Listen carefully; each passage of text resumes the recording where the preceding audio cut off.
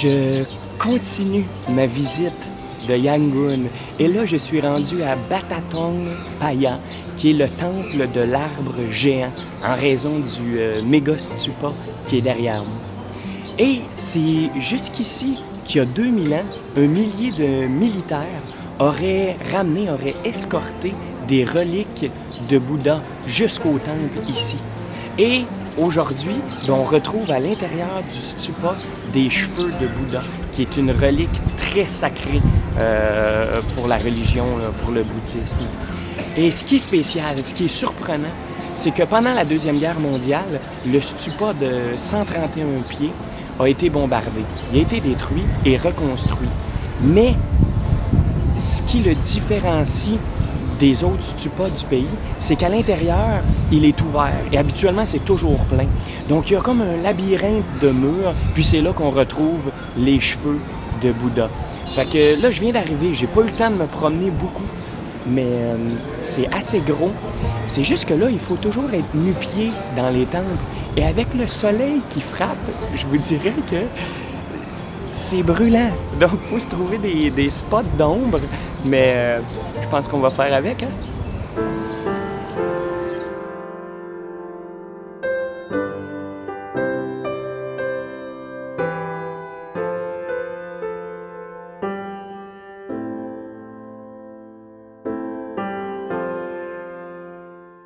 Vraiment cool. Vraiment cool comme place. Avec les petits plans d'eau, les différents pavillons, les bouddhas, les moines. Disons qu'on se transporte dans une autre ambiance. Et c'est comme un petit coin à l'abri de la vie un peu folle, la ville. Et ça, croyez-moi, ça fait du bien. Batatong Paya, c'est une des 3 principales pagodes de Yangon. Elle est peut-être pas aussi impressionnante que celle de Shwedagon, et pas aussi surprenante et troublante que Soule, qui fait office de rond-point en plein milieu du centre-ville. Mais son histoire, son architecture inhabituelle et la quiétude qui y règne en font vraiment un point incontournable. Comme je vous disais, c'est 1000 héros militaires qui ont escorté les reliques de Bouddha de l'Inde jusqu'ici. La pagode a été construite pour recueillir ces reliques. Et l'histoire raconte que la pagode a servi d'abri pendant 6 mois à 8 mèches de cheveux de Bouddha avant qu'elles soient distribuées aux 4 coins du pays. Pendant la Deuxième Guerre mondiale, les lieux ont été pas mal maganés, mais on a heureusement tout reconstruit les pavillons, ce qui a miraculeusement permis de retrouver un petit cylindre d'or contenant des reliques et une mèche de cheveux ayant appartenu à Bouddha, et qui est encore aujourd'hui conservé dans le stupa géant qu'on a la chance d'admirer et de découvrir en y entrant. Et une fois dedans, rentré à l'intérieur, on découvre une sorte de labyrinthe qui fait tout le tour. Un labyrinthe aux parois plaquées de feuilles d'or. Ça brille de partout et c'est vraiment spécial.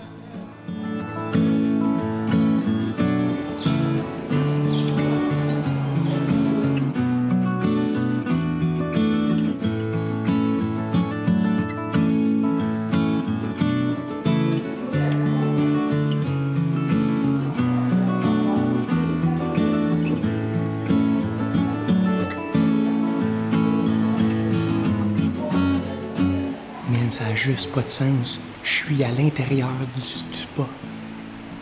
Et je me promène, c'est comme un labyrinthe de murs qui sont ornés de feuilles d'or. C'est génial, il n'y a pas tant de monde que ça. Donc, on peut réfléchir un peu. On peut vraiment se sentir ailleurs. Wow! Wow!